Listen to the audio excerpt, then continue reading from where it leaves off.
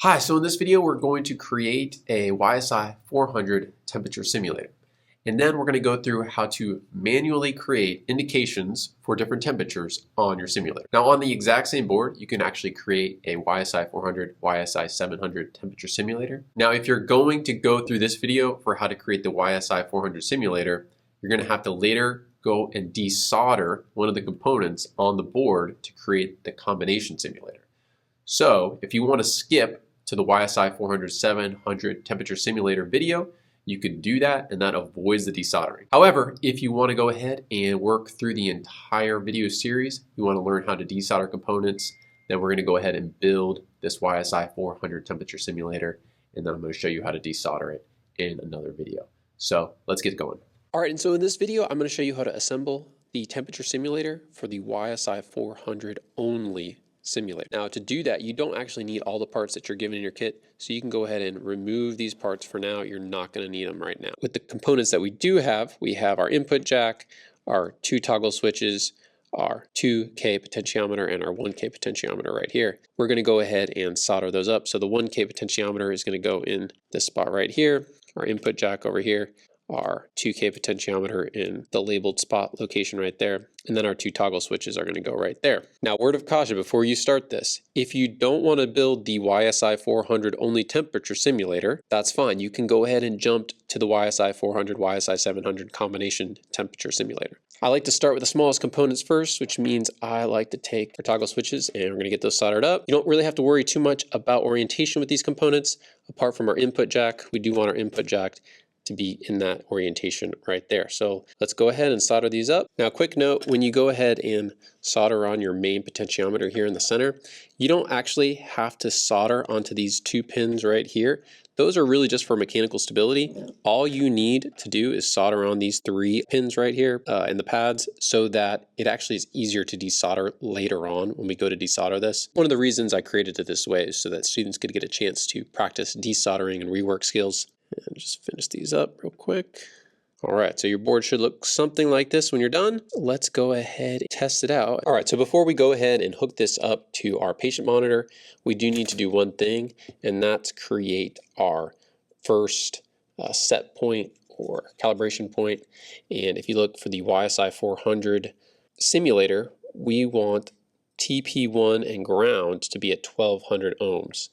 All right, so if we come over here, test point 1 and ground, so we're going to hook our multimeter up. Then we're going to make sure that this knob right here, this potentiometer, is turned all the way counterclockwise. Can't go any farther. We want to make sure that our toggle switches are set to YSI 400. So once you make electrical connection there, you should be able to read a resistance on your multimeter. So the next thing you want to do is you want to get this to read 1200 ohms by turning your 2K potentiometer over here. So if you turn it right, it's going to go down, and if you turn it left, it's going to go up. All right, so we want that as close to 1200 ohms as we can get it. All right, so once that's reading 1200 ohms, we have our initial set point, and basically that's setting the potentiometer so that when it's turned all the way counterclockwise, it should read 40 degrees C on our patient monitor. So let's go ahead and hook it up and see what happens. Once that gets plugged in all the way, we should see that read 40 degrees C as it stabilizes. There we go. All right, so we're getting our 40 degrees C. Now as we rotate it clockwise, what should happen is it should go down in closer to 25 degrees C. It's probably going to be a little off from 25 exactly because each potentiometer has a slightly different range that it creates. So there we go, 25.2 degrees C. Now you may ask yourself, wait a second, you said that for YSI 400, we use the monopolar plug, or the plug that has basically 2 contacts, one here and one here. Now this has 3, this is the stereo plug.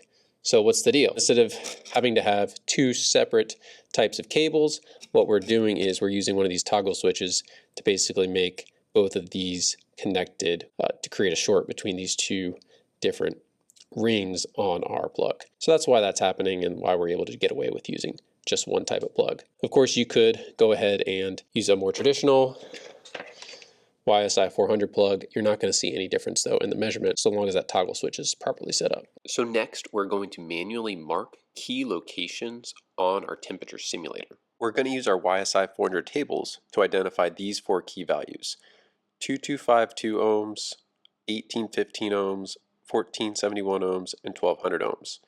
All of these correspond to specific temperatures of 25 degrees C, 30 degrees C, 35 degrees C, and 40 degrees C. Now, we've included this little knob here so that you can have some sort of indication to where you're pointing at on your temperature simulator. And there's different types of knobs out there that you could use.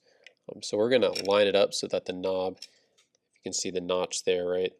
The flat part of the notch would be pointing in the opposite direction as the pointer right there. So we're going to line that up as best we can. Don't want to push it down too far. You want to make sure it moves freely on there. There we go.